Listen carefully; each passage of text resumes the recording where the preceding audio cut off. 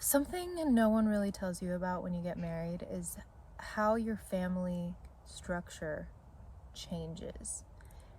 Like, literally, the nucleus of your family changes from that of what you considered your immediate family all your life, your mom, your dad, and whatever siblings you have. And it goes into just you and your spouse. You and your spouse and whatever children you have, that is now your immediate family. And your previous immediate family is now your extended family. And sometimes this can result in some emotional tension that isn't explicitly said or expressed because it's just a thing that happens. Especially if the family is super tight-knit,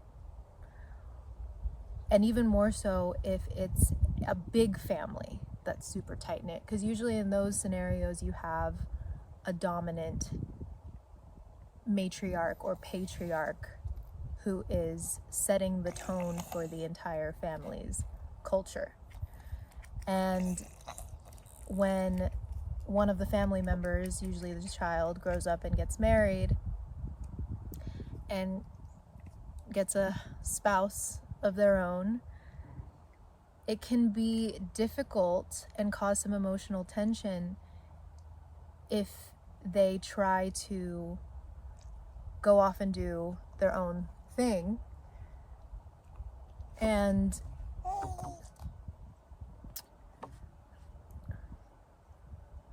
baby's with me. Emotionally, it can be rough on whoever the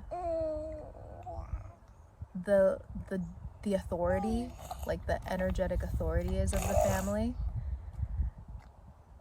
because they don't know anything else. They don't know, like, their identity is rooted in they're the boss.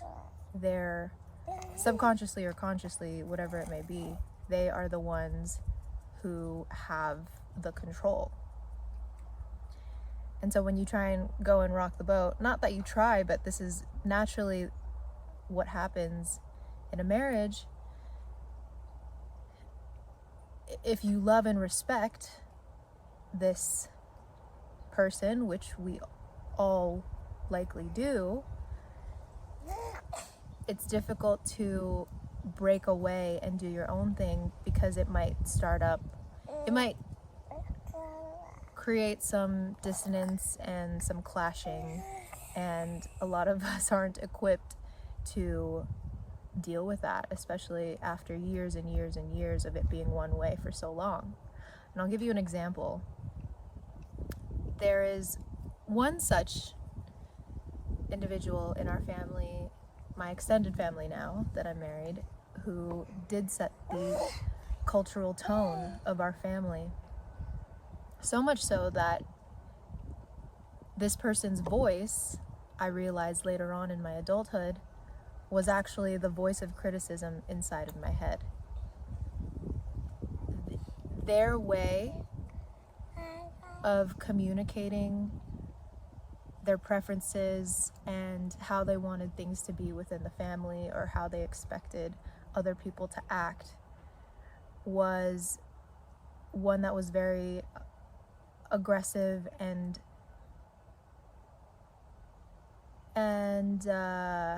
like interrogative. And while I love this person so much, it did have an impact on me, on my psyche, and how I spoke to myself, and the stories that I lived out in my adulthood. And when I got married to my husband, and we started talking about a family culture and just a new type of family that neither he nor I had grown up with, and exploring what that looks like for us, we became really clear on what we value. And he was the one who was actually, he brought brought it to my awareness that our immediate family now is him, me, and our daughter. And now our extended family involve his parents, my parents, and our siblings, and anyone else around that. So that was a pretty mind-blowing realization for me, because then I saw in what ways I was still getting absorbed into a certain family like orientation, and him as well, because of the circumstances that we find ourselves in terms of living. And I think in culture, so it's often glorified, this idea of family loyalty. Like, you see reality TV shows like the Kardashians and these big families that are super tight, and there are definitely their roles.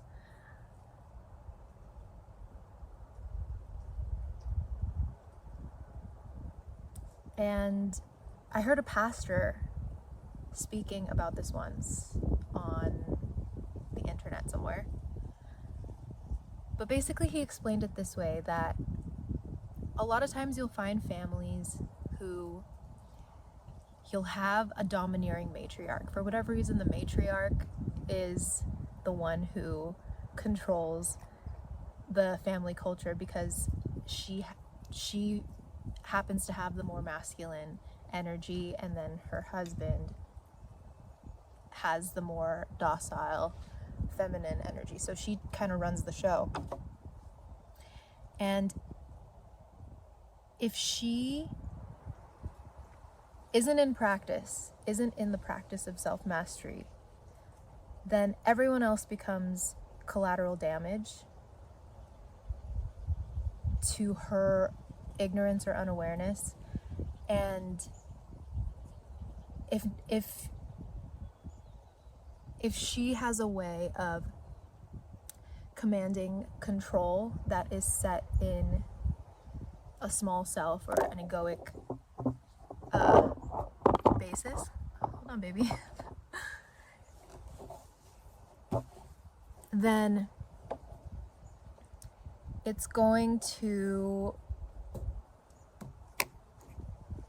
tends to shrink and set the rest of the family's standard. It sets the rest of the family's level to that standard. And you can't really grow out of that without some kind of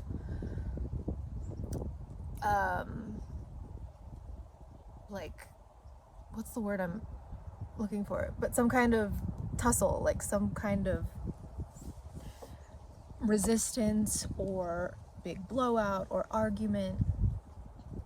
Because if this person doesn't have the control that they've exercised your entire life, then what does that mean about who they are? What does that mean about their identity? Who are they if they can't control you? And it's a jarring thing, especially if they're older and set in their ways. And this happened to me recently. I had a clash with this beloved family member who came to visit to see our daughter. And she had asked me to do something that was pretty trivial, and I didn't want to do it. And in any other normal situation, it would have just been brushed off. But because this person is so used to me complying with everything they ask,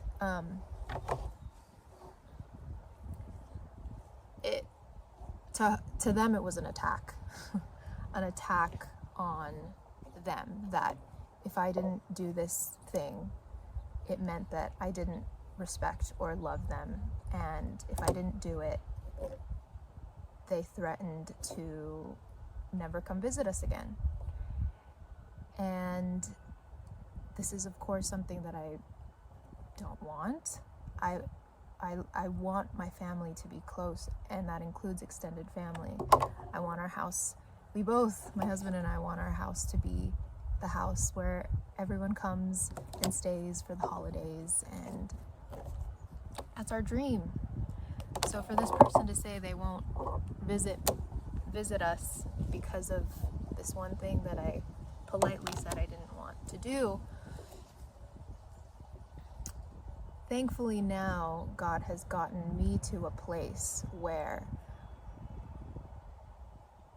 my ego doesn't flare up if someone else's does. I'm not perfect, but in that scenario, I could see the ego rearing its ugly head, wanting to control, and me being in my new identity that God has placed me in as a married woman with my own family.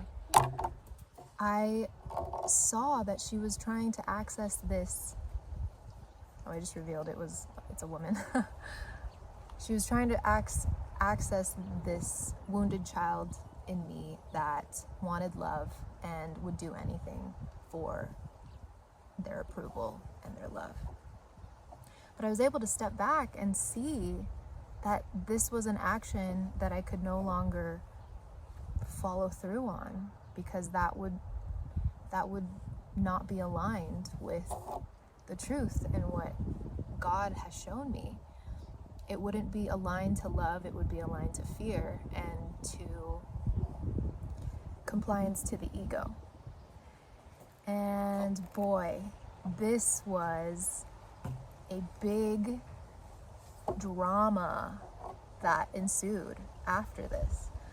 I managed to stay calm. It was like this out of body, but so deeply in my body experience where I was observing it, seeing it happen, responding in a very calm, loving, respectful way, and with each response getting more and more of a uncontrolled, angry, chaotic reply. And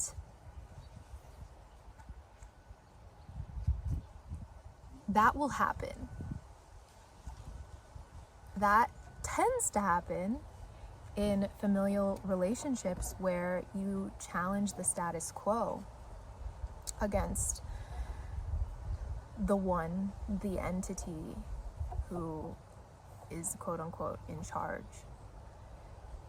And I want to encourage you, because it is possible to remain steadfast in these situations and to remain calm and to hold them in a loving light, to be true to you, but also still respectful to them, and also not react in the way that the ego would want you to react. Because the reason why it gets so dramatic and so chaotic and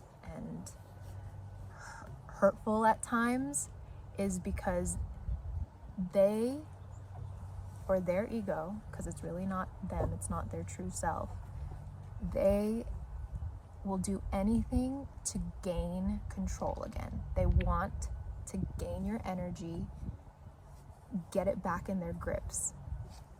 But you're not having it, because you see them as playing this role of whatever drama that they're in, and you are no longer playing a part in it.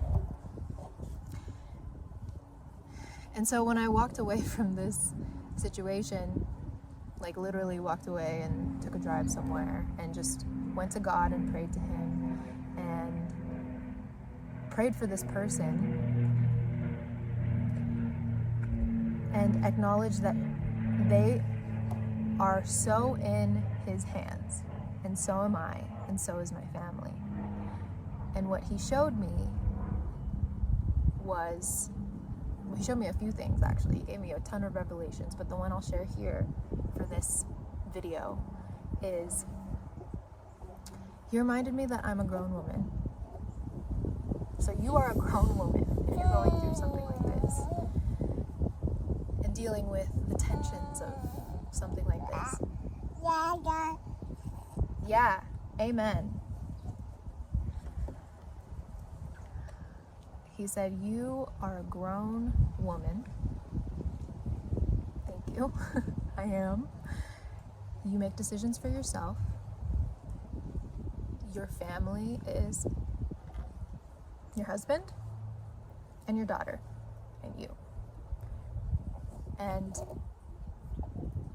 he kind of reaffirmed this whole idea of like, this is your extended family now, and you have this, when you're married, you have to create this shield around your family, especially as the wife, because she protects, you protect your husband's spiritual health. Your husband leads you spiritually, and you have the power to make or break his sense of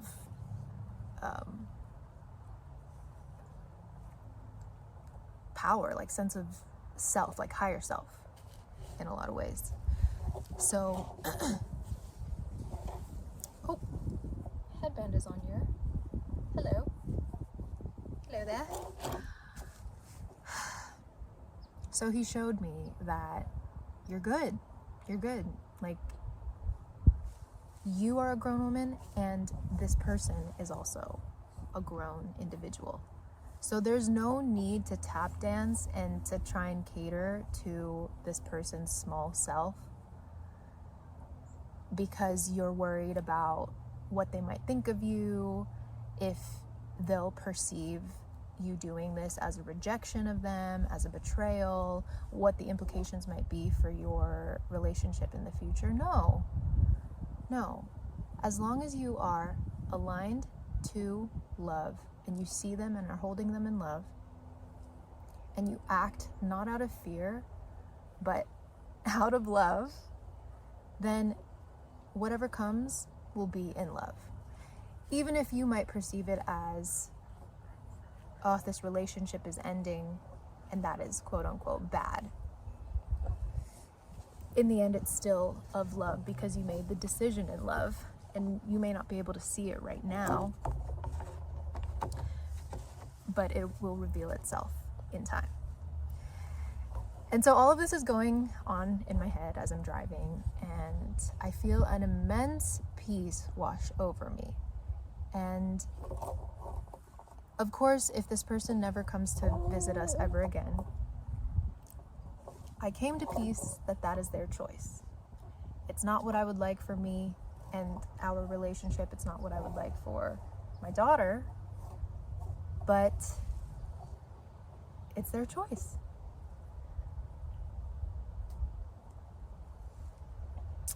And how revelatory a realization, because I thought family was everything. I thought ride or die with family. Like family through and through, especially if it's like an older person that you've had such a close relationship with.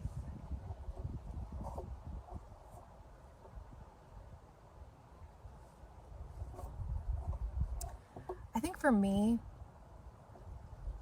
I'm so okay with people choosing to leave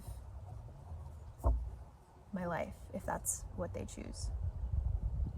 I'm okay with pruning people out of my life that don't uplift or we're just going our own ways. But if someone actively is saying that they don't want to be in my life, then why hold them? Why try and force it? It's a good practice of grace also if this ends up being the case where you have to let this person go, to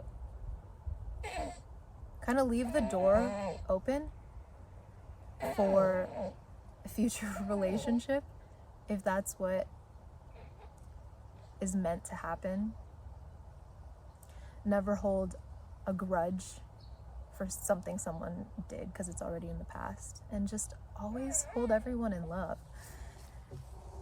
And so when you can come to this place of love and peace and no expectations for anyone, and to just realize everyone is God, you have forgiven. This is the act of forgiveness, and you have released any conflict and tension within yourself. And the really cool part is that whenever this happens, whenever you can learn to forgive within yourself, what you'll come to find is the relationship is utterly transformed. That's what I've found in my prayer life, in like instant forgiveness in little things. Like 100% of the time, the other person will come back with more vulnerability, a clearer head, remorse sometimes, and that's all God. That's all God. And so that's exactly what happened to me. I came back later. I was peaceful, I was great, I was accepting of whatever, of life, of the moment. And then this person eventually ended up asking if we could talk. And I think that's a video for another topic. Like, that's a topic for another video. I want to circle back to the takeaway here, that when you get married, you are your new family. The center, the spiritual center of your new family is you, your husband. And it goes like this. It's God, then your spouse, then your children, and then extended family. It's in, I forget what verse it is. Matthew? John? Really famous, well-known scripture. A man shall leave his father and mother and be joined to his wife.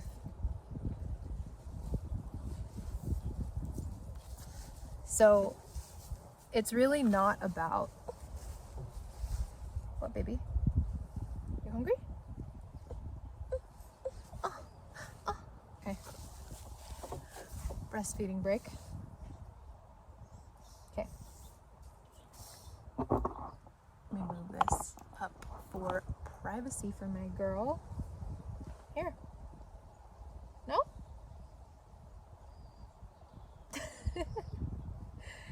So it's not about rejection. It's not about rejecting your old life.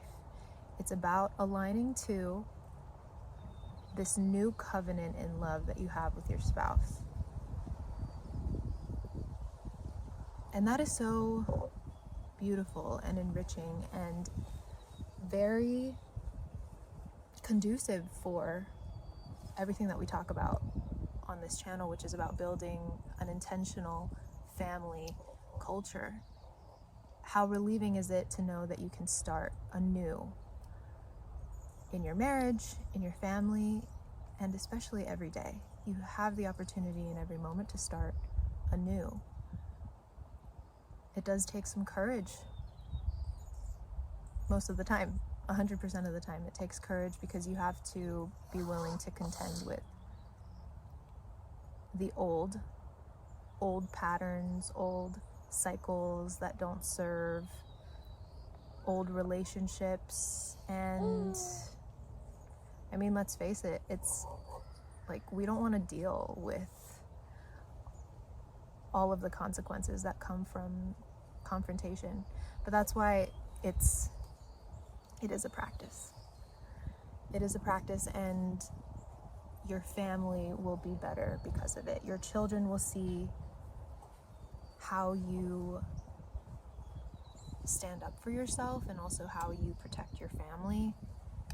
And only time will tell how it will affect these little ones later on. So I think I'll end it here. If you've made it all the way to the end, I am so grateful that you're here, really, because it feels, I'm a new parent, and it feels like all of this stuff, like I'm learning it. I'm learning as I go, and to be able to have a community of wonderful, amazing, courageous women who are also on the same path is so motivating and exciting for me. So if you're here and you're on this same journey with me, please leave a comment or an emoji, or let me know. Let's see, the emoji can be put a mirror emoji, because we'll be each other's mirrors in making sure we are positive, loving culture makers for our home.